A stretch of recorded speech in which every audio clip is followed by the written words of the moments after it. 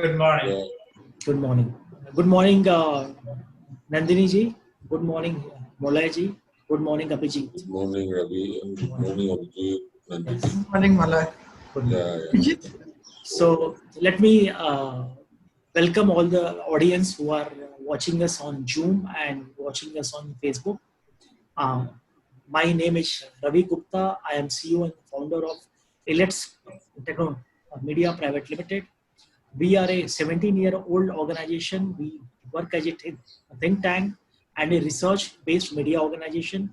We have been bringing out a magazine called E-Governance for last 16 years, a magazine called E-Health, and magazine called Digital Learning, which is on ICT in education, ICT in governance, and ICT in health. And we have another magazine on banking and finance. And today we are having the pleasure of an eminent panel, and we will be discussing on challenges and opportunities for MSMEs in Northeast post COVID-19. And to join us on the panel, we have Shri Moloy Bora. He is an IAS officer. He is the CEO of Guwahati Metropolitan Development Authority, Government of Assam. Welcome, Moloy ji. Thanks for joining us. Yeah, thank you. Yeah.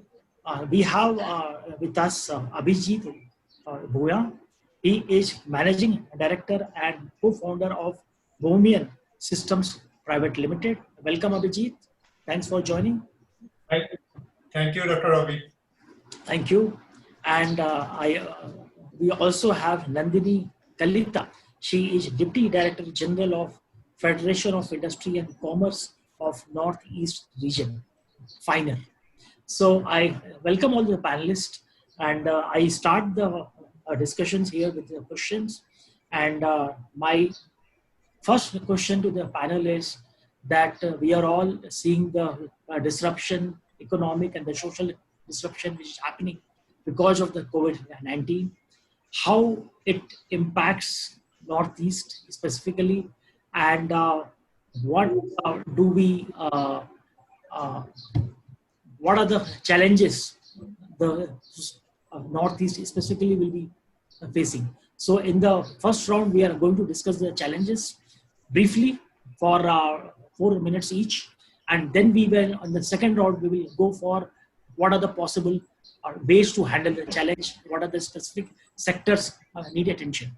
So I will request Moloy Boraji to start and give your initial comments on this situation. Thank you, Ravi. Yeah, it's a pleasure to be here, and thank you, Ravi and ELTS, because see, Northeast. I mean, you're highlight. Maybe you are the first organization who is highlighting the Northeast, especially the MSME in here. We really appreciate your this venture from your side, especially after what the Honorable Prime Minister said yesterday, last evening at 8 p.m. And we were delighted whatever he had talked about. One of the things that one must understand is that Ravi is that he talked about a very basic thing that we had missed out is that local economic development. The local economic development is a developed science and a study that has developed over the years, but in India it's not gaining so much of importance. And local economic development study has to be, as Abhijit was pointing out some time back, it has to be a proper study, and research institutes have to think about local economic development and how these local economic development come out. There are some drivers for this local economic development, and these drivers are responsible why certain industries or a cluster of industries go to certain areas. For example, in India, why it goes to west and why it is not coming to the northeast. So those are some of the issues that one has to understand. So the pedagogy has to be understood first. You just can't have a kind of a you can just spiral into kind of having infrastructure unless you have the pedagogy and the theories in place. This is my first venture, and I think I will send that article on this also. There are a few things that I'd like to tell you at this. That because of the lockdown that has happened since the last 3 to 4 months, the industry has been badly disrupted, and most of the Northeast, the workers, I wouldn't call them from Northeast, I wouldn't call them migrant laborers. I'd call them the migrant people who had gone from the Northeast in the IT sector, as well as the hospitality and the wellness sector, as well as in the some of them in the construction and security sector. They're wanting to come back. Once they come back, where is the opportunity? We'll have to have the infrastructures in place, and in keeping in tune of whatever we are thinking in the Northeast, having a good industrial base. I think this would be a very proper thing that we harness this people, the reverse migration that is happening, and take it forward from here by building an industrial base. And the last thing that I'd like to flag at this moment is that we already have an Act-East policy, very forward-looking Act-East policy by our Honorable Prime Minister at the moment. So this Act-East policy cannot be now, because of this COVID-19 pandemic, we cannot let it be diluted. So we'll have to take it forward so that the Act-East policy that the Northeast has becomes a fulcrum for development in the future. I think this is the initial point that I'd like to make at this moment. You have focused on the local development issues and how will, when the local workers return from the cities, how will they get employed? That's a very, very critical question. May I request Nandinee to please give your initial comments on the situation? Yeah, so good afternoon, everyone. So I'll start a little background about the MSME sector, which constitutes about 90 to 95% of all industrial units. And this being a prime driver of the economy, both in terms of output and employment generation. And it is also very important to say that 90% of this in the MSME sector, most of them are, but 90% are first generation. So, they are the worst hit. In fact, first generation entrepreneurs, they're struggling to put things up. And with this COVID-19 creating havoc in MSME sectors, possibly a lot of things will go in the other direction. Maybe, it'll take time to recover. There'll be a breakdown in the credit line. There'll be severe job losses. There'll be some might go into bankruptcy.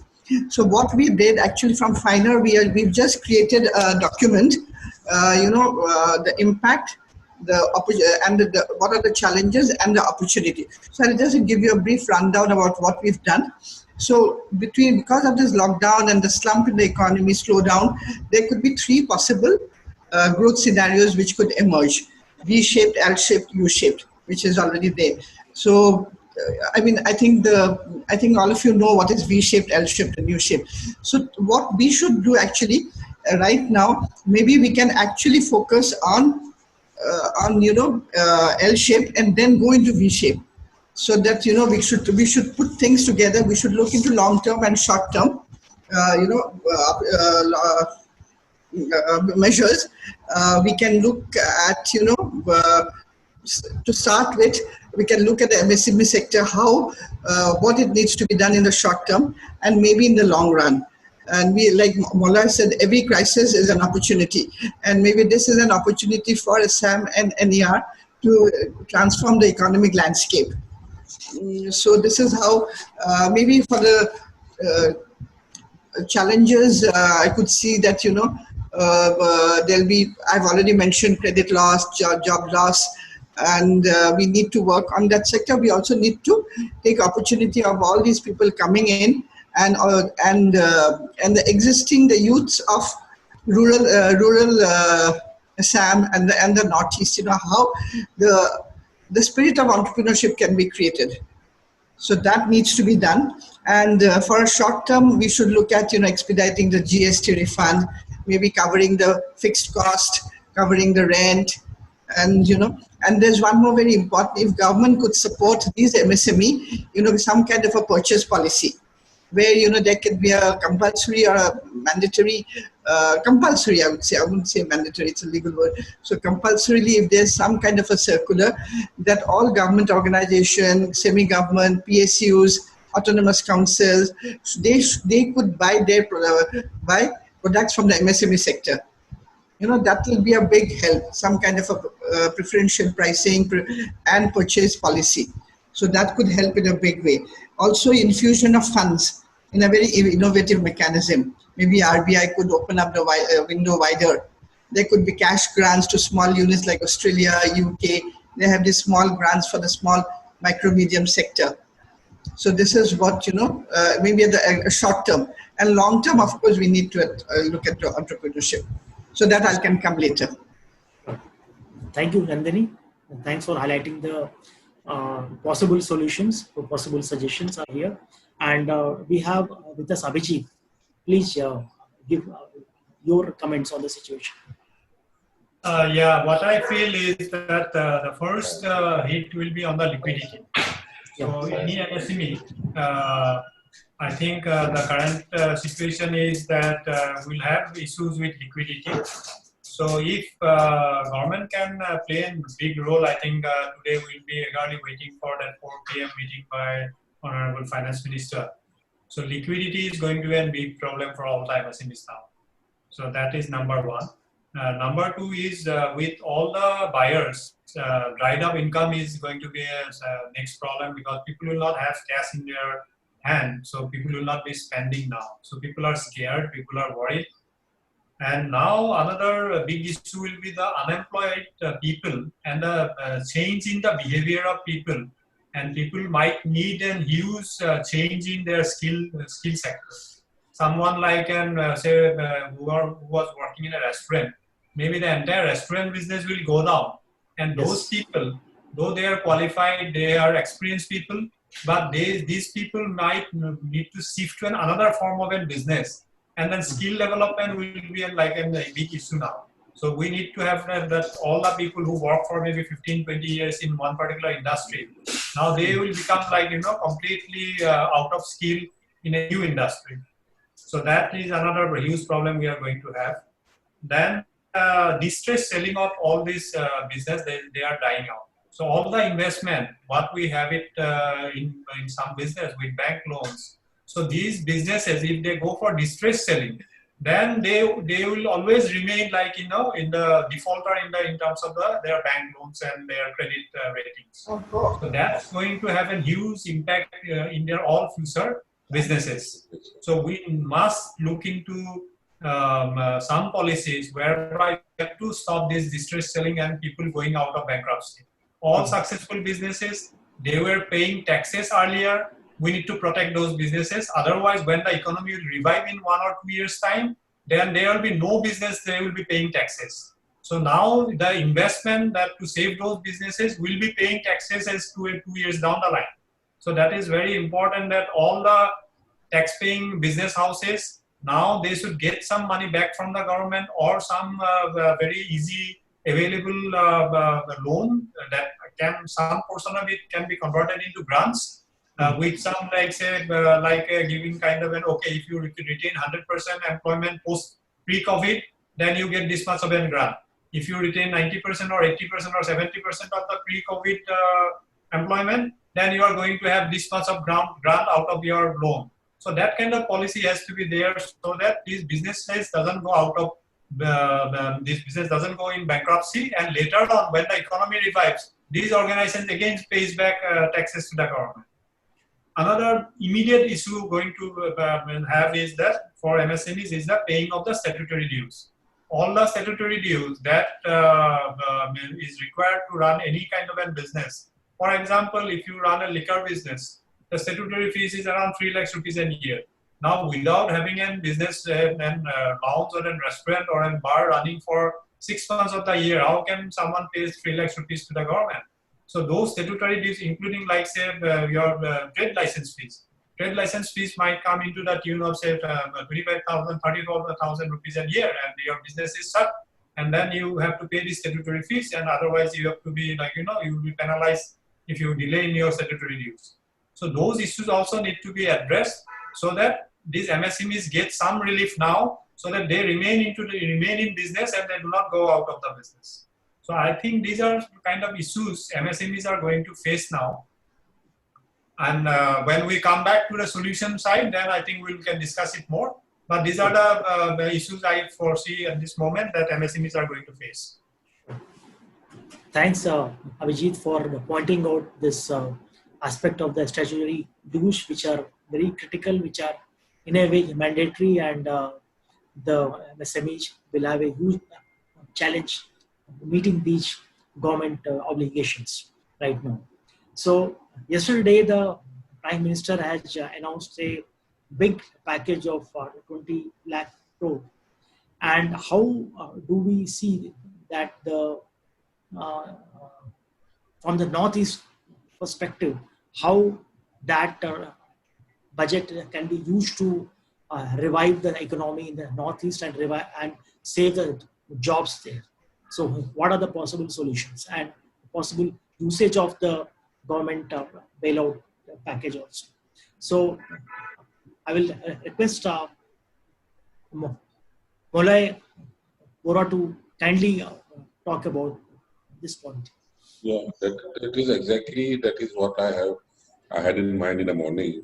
I was thinking, so there's a huge package of 10 lakh crores being now been given to the whole sector under these 5 principles, and for under these 5 pillars and these 3 principles. So one thing that has to that the regional governments of the Northeast now will have to be up and coming. They will have to have their plans in place. They have to have these projects in place so that they can give cohesive and definite plans to the government of India. Because what I could get from some time back from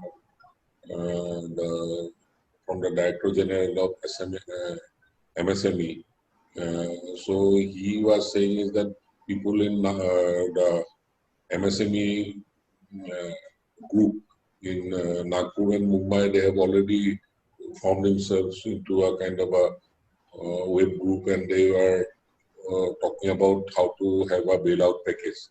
For Northeast also, the government will have to take the initiative. And along with it, the entrepreneurs will have to come forward, and they have to come up with a definite policy.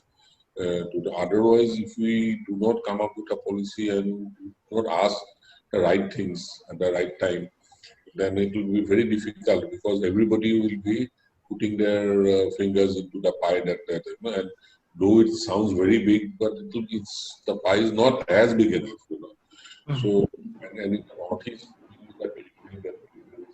already there. So we must, back it up with total reason, both the community, the larger community, and especially the industrial groups like FINER, the CII, or the ISIS, and other industrial, they must come up with a definite package, and they must consult with the Industries Department and other departments, along the Chief Secretary and the Chief Ministers. I'm talking about Assam. So then they must put forward their demands, and which is cohesive and understandable to the Government of India, and give their views why Northeast would require special dispensation. So this is one of the main. This is the main thing that we have to do, and this is one of the crux of the local economic development. So the driving of the local economic development by local entrepreneurs as well as the local government is an important issue. Sure. May I request Nandinee, did you please respond on this? Yeah, like we said, local entrepreneurs need to be promoted. with local products, local raw material, local market. That is what now the main mantra is. But what I would also like to add, what Moloy had said, we are kind of working. The industry associations are working, and we are constantly working with the government, giving our suggestions and how to mitigate this problem. And I feel that entrepreneurship is now a must, whether it's a small one or a big one or a large or a medium. And there's also there's a missing middle. We have these informal groups who are mostly homestead, who do not create multipliers. So these are the small ones, one man economy, one man, he's just making pickle and selling. So this is there. And of course, on the other end of the spectrum, we have the MSMEs. So they are structured. They have access to bank loans. They can do training. They have infrastructure. So that is there. But there is a one section of people we are trying to call is missing middle or missing link. The youths who are actually in no way, they are neither here nor there.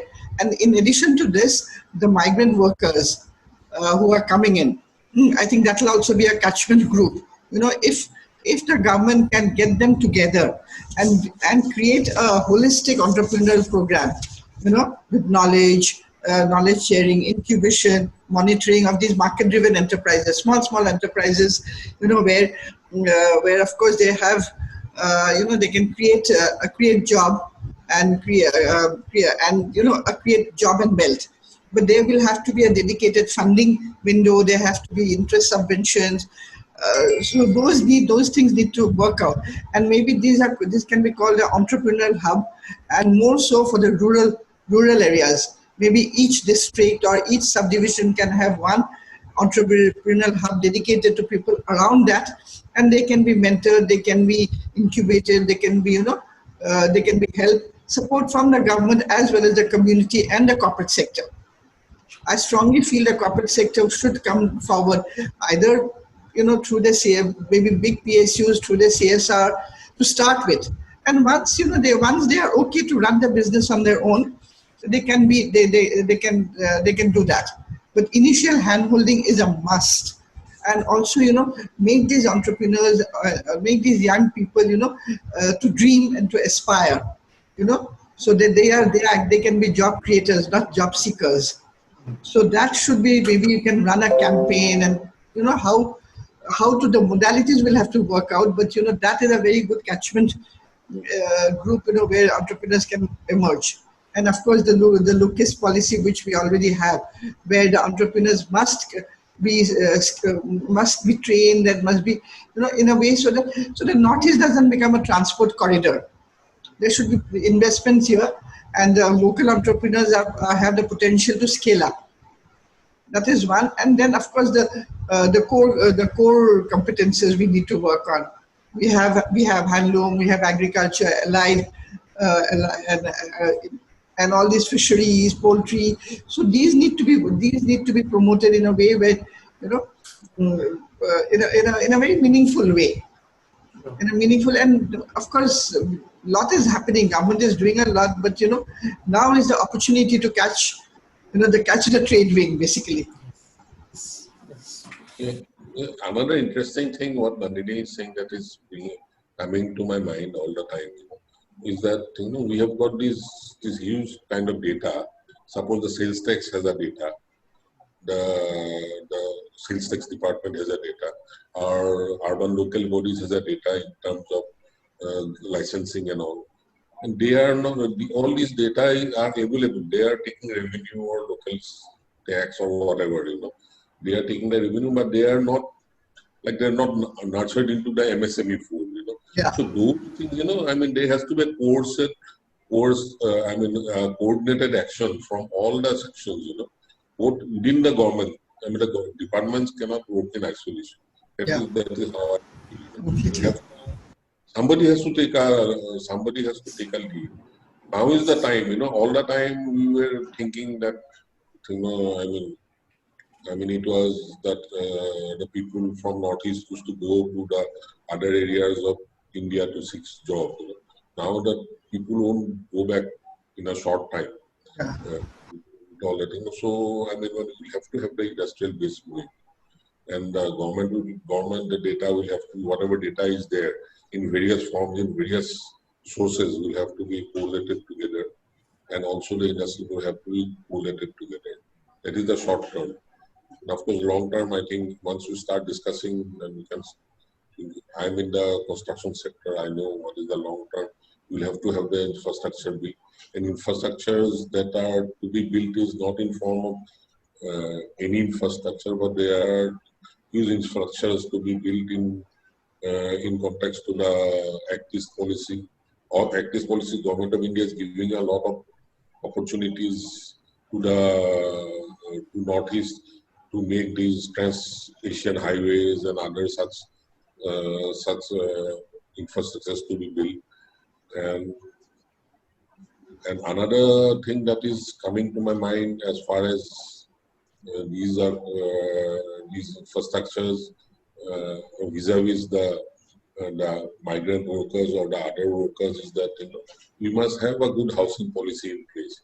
Unless we have a housing policy in place or a kind of a transport for people to be, first of all, to be safe in the workplace, and then to be transported if the whole family is not coming. Suppose the people are coming from Bihar or other place, Jharkhand or other places, there should be a good communication between them. So these kind of things will have to take place.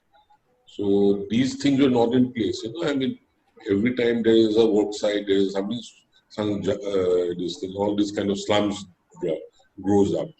So these kind of this growing up of slums and those kind of things is a thing of the past. This COVID-19 has proved it that it is a thing. You can't afford it anymore. So this good housing policy is also, and an enclave is a ghetto enclave for these building sites is an important factor. Very important point you mentioned about the slums. We can't afford slums now. It's a very different scenario. So may I request Abhijit to please give your perspective on this situation? Yeah, with the 20 lakh crore package, what my first and foremost request will be clearance of all the outstanding payments to the MSMEs.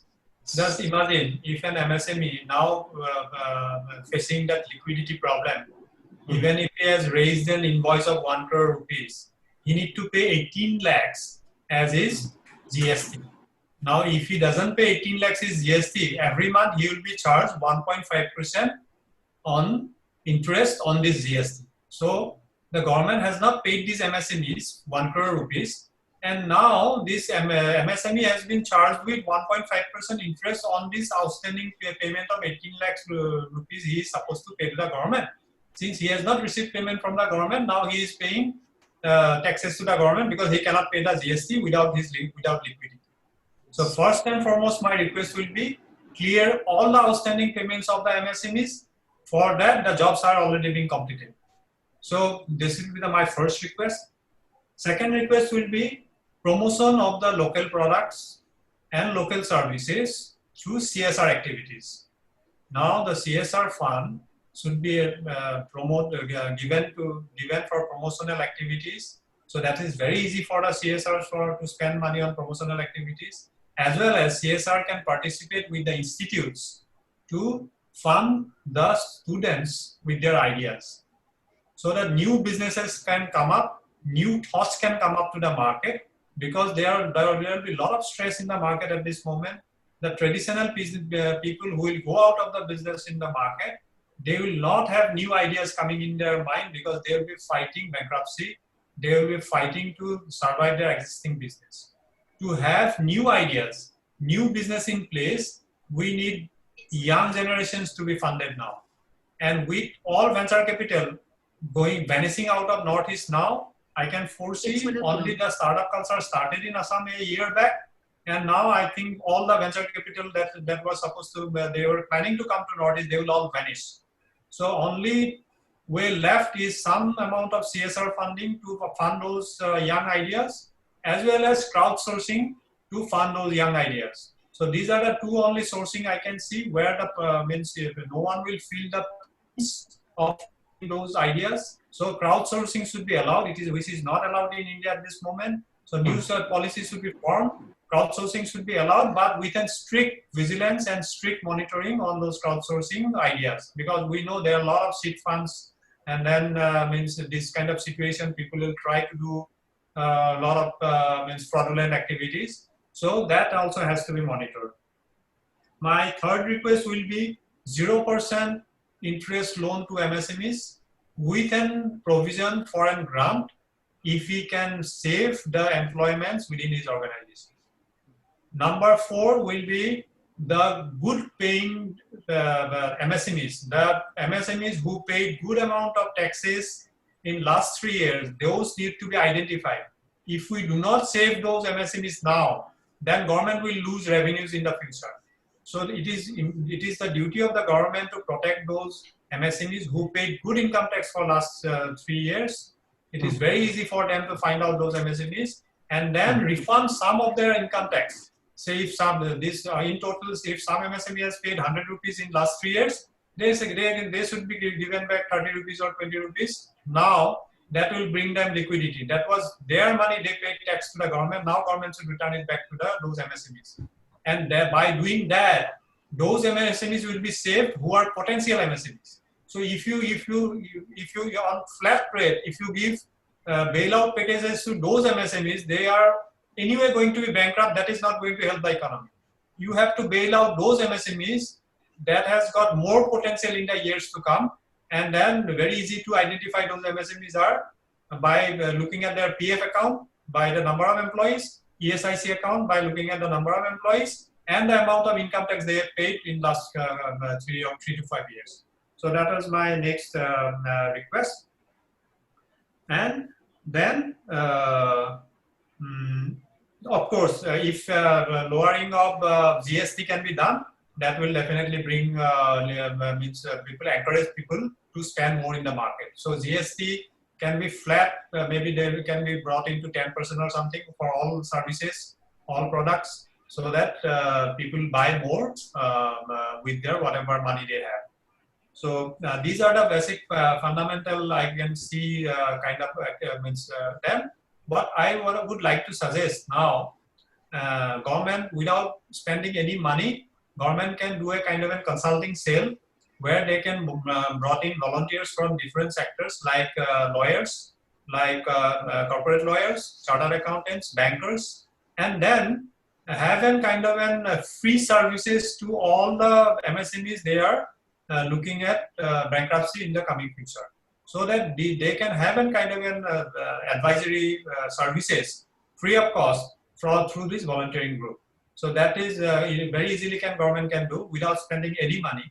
So then people will be very happy to help other people at this moment. And then these kind of experienced people can be brought into under one umbrella under the government. Then a very specific request for the government is to have a kind of an anti-COVID profiteering sale. Because now a lot of people, we know that there are a lot of greed in the market as well. There are some people who will be trying to make money out of this situation. So this government need to monitor this the fair price in the market. So any monopoly that has to be stopped, and any luxury spending from the taxpayers' money has to be stopped, and this sale need to monitor the activities going on into the market. And another way I would like to stress is the PF. That in the last announcement, it was being mentioned that the people whose salary is below 15,000 and the organization whose more than 90% people get a salary of 15,000, for them only PF will be returned for 3 months, paid by the government for 3 months. But what I say, for all MSMEs, for all employees, government can pay PF for 3 to 6 months, because PF payment, these people will be realizing maybe PF after the age of 60. So with most of the people who are young in India, we have more than 40 crore population who are between 19 and 40 years. So after 20 years only, these people will start withdrawing their PF. So even if government announced that, okay, we deposit this PF to your account, actually government is not going to spend money. So it will be only by calculation and mathematics. So Yes. that way, government will be given some incentive and some motivation to people to retain employees. So if I do not retain an employee as an MSME, I don't get that benefit. So to make a calculation, it is very easy. I just look at PF account and ESIC account and see, okay, if you retain these employees for 6 months, you get paid their PF and ESIC for 6 months. And by doing so, it is just a calculation, but you don't actually pay the money because the government money will remain with the government. So these are the very specific things we can think about while addressing this COVID situation, post-COVID situation. And then we need to, I think, engage a lot of groups to see how distressed properties can be protected, how skill can be converted, and then see the gap and then try to have solutions. Great.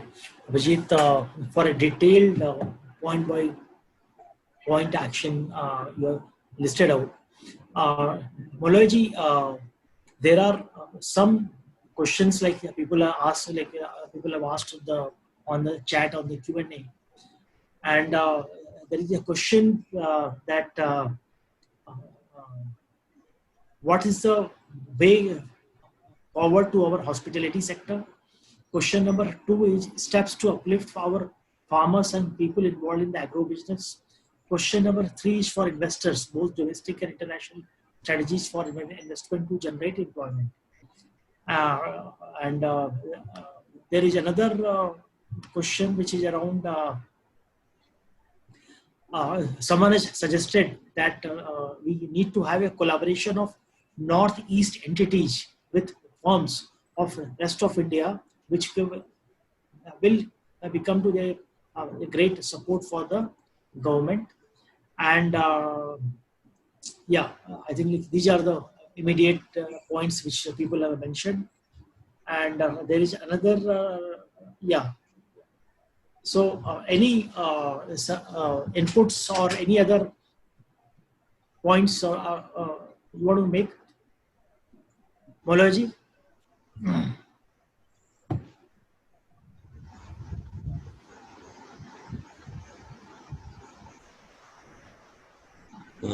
The questions that I have with me are 2 questions.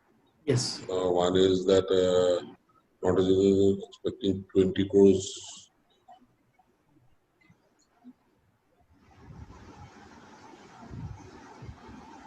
Actually, as I was telling you before, what Arpit Gupta has written was that it is up to the 20 lakh crore package that was announced by Prime Minister. I mean, the functioning of the MSMEs will depend on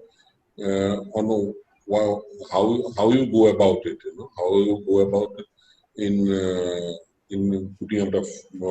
putting this functioning in place. At the moment, the official statistics that we have is that total number of MSMEs is that 64764.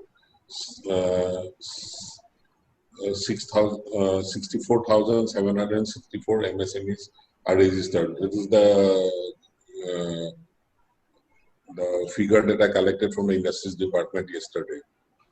So these people are employing around 3 to 3.5 lakhs of people now. So during lockdown, the total funding that would be required to address to their wages only is 900 crores. So that's a huge kind of a thing. So these are some of the figures. Some of the figures which are totally astronomical, and these figures can never be whatever Abhijit is saying is that what he's saying is rightly saying is that he's saying is that you help us partly, not you give us everything. You help us partly in various form of subsidies or subsidy or kind of incentives and you know. So that is the right way of doing the thing. I mean, it will all depend on what is the package that we give it to the government of India. How the Justice Department work out or the Chief Minister work out this package in the government of India. So, and secondly, it has to be a convincing, as I was telling you before, it has to be a convincing argument for it. If it is not a convincing argument, then I mean, I'm sure that there would be a lot of filtering that will happen, and we would not get the required funding that is required funding. So that brings me to another thing is that though we are talking about that the venture capitalists will go away, I have a feeling that venture capitalists may be there. There may be some venture capitalists which may be willing to come out of this of the metros and come towards the periphery regions like Northeast because it's safe. That COVID has set some kind of a deviation, in the local economic development, the pull factors to the metros, So for that reason, this many of the venture capital, big industrialists may come to the Northeast if we have the other logistics and infrastructures in place. And regarding that, partly answers my the question put by Anish Roy, his suggestion rather, to increase the collaborative Northeast entities to collaborate. There is some collaboration that is happening. Abhijit is one of them, definitely he's one of them, I know. So like that, there are a lot of collaborative things that are happening. It will be now it will really require that how we can now streamline it and put it in a more disciplined manner. And I think there are some more questions. I think Anish has asked another question about e-governance, like if you can government can mandate to mandating a directive to the policy. Yes. Yeah. Now, this is a very interesting thing. What I was that day, I was going through these. There's this huge paper that has come up. Let me share with you. Anyway, there's a huge paper. Yeah, there's a huge PowerPoint presentation that has just been made. Sometime back before that. That has been made regarding the Industries and Commerce Department. So there in this particular thing, there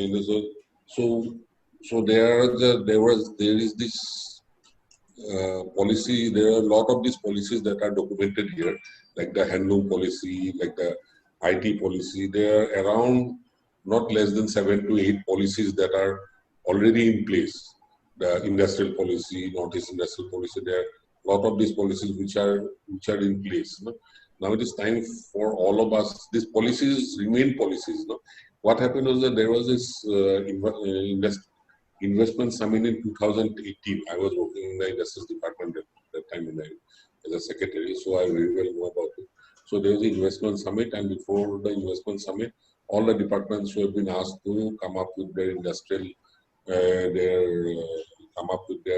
investment policies, and many of them did a good job, and we have got these investment policies in place.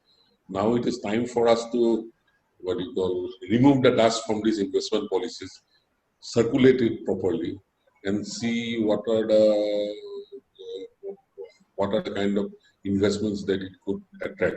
And if these investment policies and dialogue should start with each and every policy, like I have with me.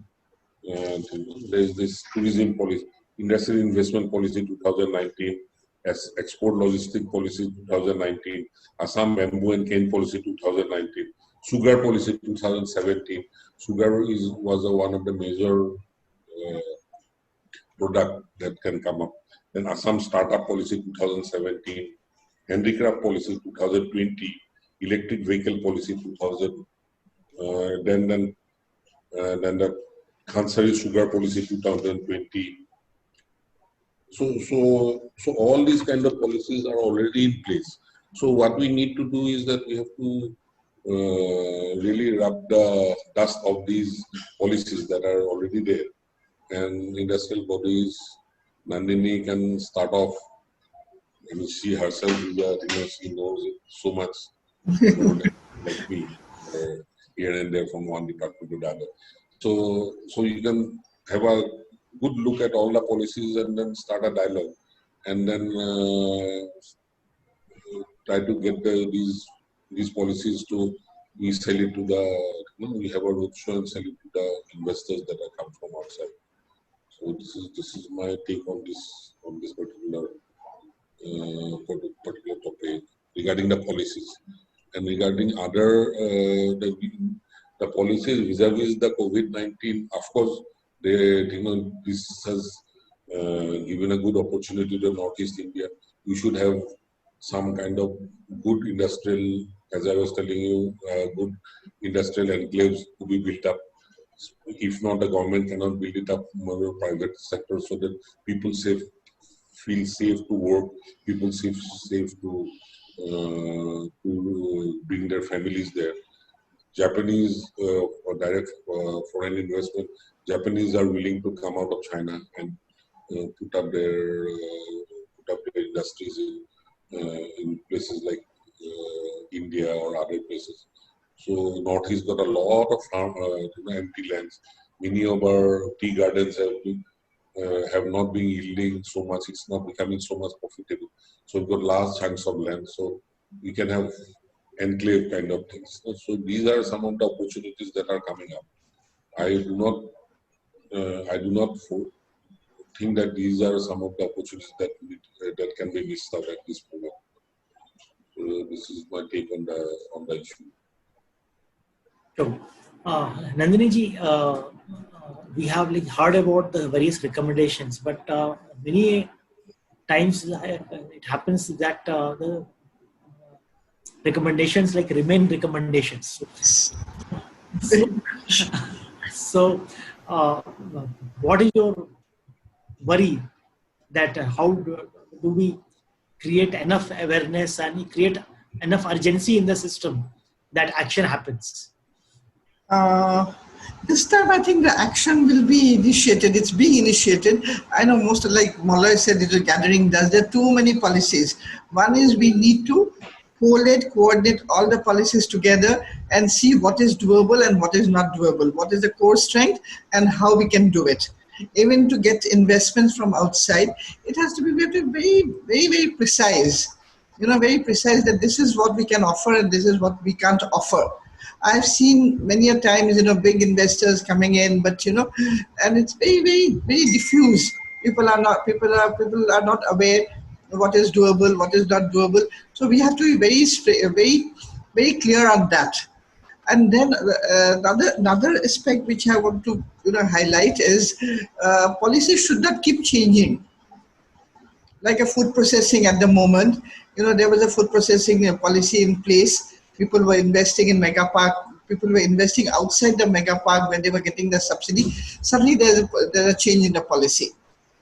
And say about 5 months, we are kind of pushing it up, taking it up with the Ministry of Food Processing. Because what happens, to set up an industry, take time, money, effort, and suddenly that your industry is not getting the required subsidy or whatever funds or whatever you're due, and then somebody else is getting in the same, setting up a same set of industry.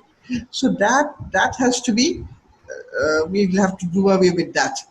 Once we set the policy, it should be there at least for 10 years.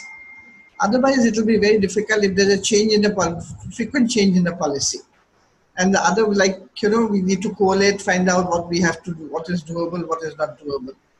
Of course, there are lands available, as Moloy said, but then again, the land, we have to be very clear where the industry can be set up, where it cannot be set up. There's tribal land, there's non-tribal. So that we have to, and how to get the tribal land. And there's another aspect, I don't know, Moloy can correct me. When you set up an industry, you get a 30-year lease on land. I don't know whether it's 30 years or 90. Yeah, you do get that. Yeah, see, but for when example, for example, for 90 years, 99 years lease for the tea industry, you're getting for the tea sake. Yeah, but for other industry, it is after all, when these pandemic happened, we used all whatever resources we had, and the few people in the government we got together and as far as I'm talking about Assam, you stopped that whatever pandemic happened. Because we went out of the way, isn't it? Yeah. For Assam, how many people? I mean, we just contained it, Yeah. Whenever floods comes, we go out of our way when we do it. So now it's come. Now the time has come for us to revive the thing. If it's come, it is as equally important as stopping the COVID-19. So we have to be equally, not given to somebody who was talking about red tapeism. I've seen that question. So somebody has to be really up and going and take the bull by the horns and do it. That is how I see. Though I'm from the government, but So I mean, Can there be a possibility that 30 years lease can be changed? it can be. I mean, it's a policy decision, no? Yeah, it's a policy decision. Yeah, somebody will have to give as I was telling you, somebody will have to give a convincing paper. We are working on that. I will say that. Somebody will have to give a convincing paper. Then anything is possible, isn't it? We had all these hospitals made in no time. Yeah. All these containment things. What happened? Didn't we make it in 15, 20 Overnight, days? almost. All these huge hospitals being made. The possibility. So the same kind of speed and spirit will have to be there. Yeah. I mean, one of our honorable minister and the chief minister got together and made these things possible within no time, isn't it? So these things can be made if you're convincing enough. If you're convincing enough, we'll have to do it. Today maybe this is a seminar we have to go about doing it and not give it to red tapeism.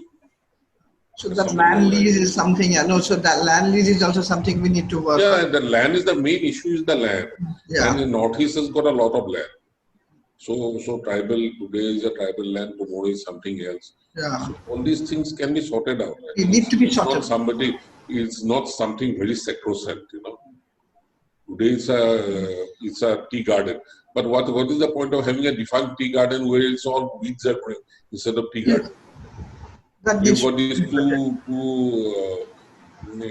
Hindustan Paper Corporation, this thing, enclaves. I mean, nothing is happening there. What is the point of having it? I mean, let's be. All our industrial parks are just lying unused.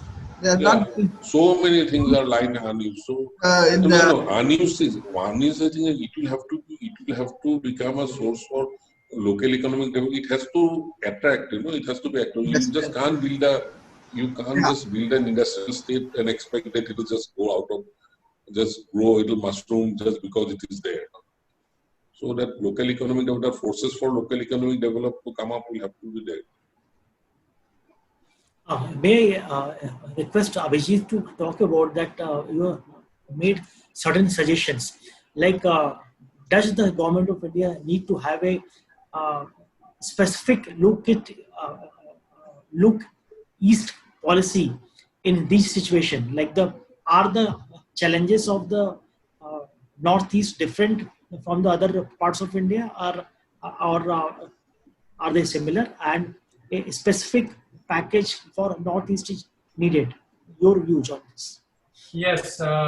So also taking at the question way forward to our hospitality sector, and then coming up with your question of like a special package for the Northeast. If you look at the infection rate in Northeast, which is the minimum in the entire country. So this is one of the great point in terms of hospitality business.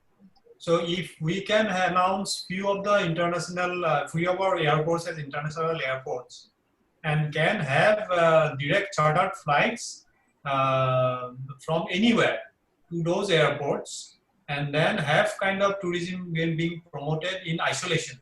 So like a group of say 50 people comes in, they stay in a resort, these 50 people, and then they go back to their destination, to their origin, without getting interacted with any other group of people. Then I think the tourism can still go on, and then with kind of an health and safety mechanism has to be in place, so that this tourism can still go on in Northeast. That is number one. Number two, intrastate tourism we can still promote. Like say if out of 7 states, 8, if you just leave out Sikkim, then we have 7 states here. And then except Tripura, rest of the states are almost like 0. So still we can promote maybe interstate tourism, domestic tourists, and then hospitality sectors still can go on. Number 2 question was step to uplift our farmers and people involved in the agro business. In this particular area, government can really play a big role. So now what, say we have got 3.3 crore population in Assam, and entire Northeast maybe we have got around 4 crore population.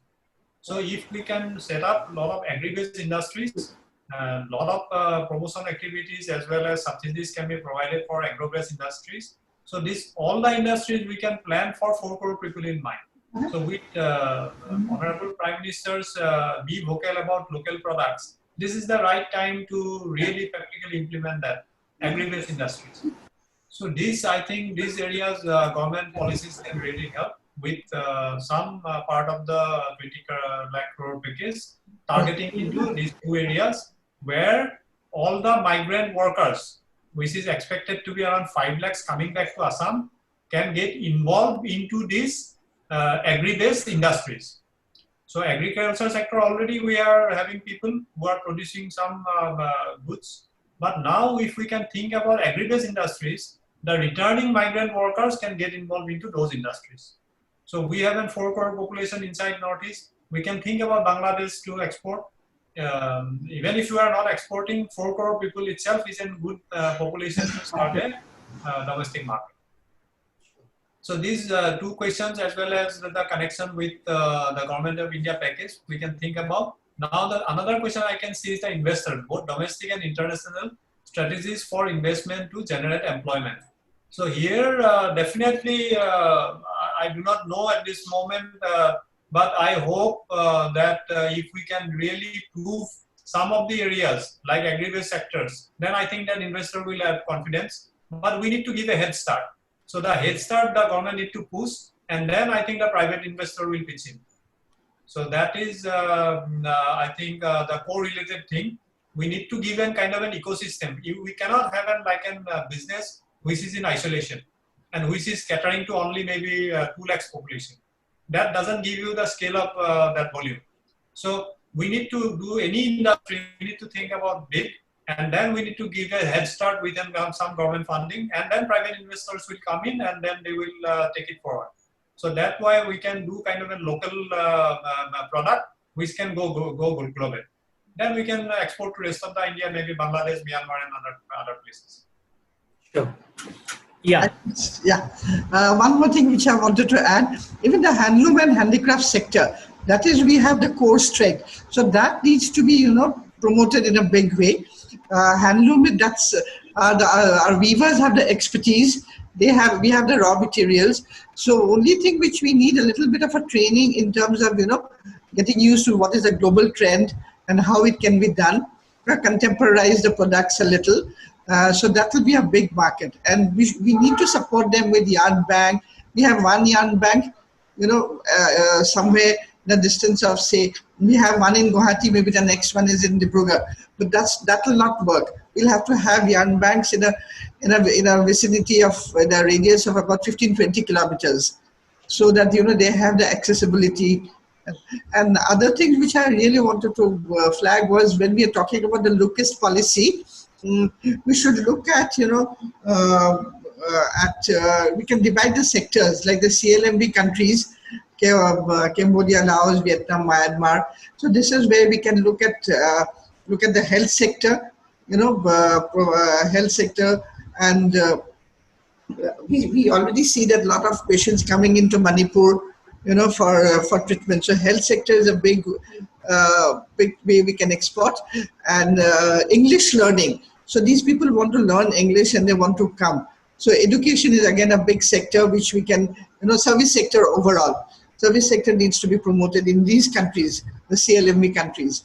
And in Singapore, Malaysia, these other countries, we can look at tourism, and integrated tourism, when I say, is, handloom, handicraft, agro tourism. So those can be integrated together and can be promoted. So this is what I wanted to flag, when we, and of course, well, I've already mentioned that entrepreneurs, the local entrepreneurs need to be ready to export this to, they must be scalable. It should not be a corridor. So I may request all the panelists to please give concluding remarks, and we could then close the session here. So and the way forward, like what are the next steps? Moloy, I will request you to start. In the conclusion, I can say that the pandemic that has happened, the reverse migration that has happened, the local economic development, which may shift from the cities to other areas, may form an opportunity to the Northeast. It is time for all of us to look at it properly and keeping a safe environment for health. I mean, we should go forward and put up a good package to Government of India, and also to look at the big picture of a long-term investment, direct foreign investment, whether from Japan or from any other places which wants to come out of places like China and all. So I think this is a very good picture that this is an opportunity that the Northeast should take. Sure. May I request Abhijit to give your concluding remarks, please? What I feel that our entire generation, I think we need to give some kind of a sacrifice. Instead of like thinking about 8 hours a day of work, we need to now think about minimum 10 to 12 hours of work every day, maybe without Sundays. And I think maybe a couple of years, if we, the entire generation do really hard work, I think we will be able to overcome this situation and bring back the economy to its the place where we were, maybe better than what we are.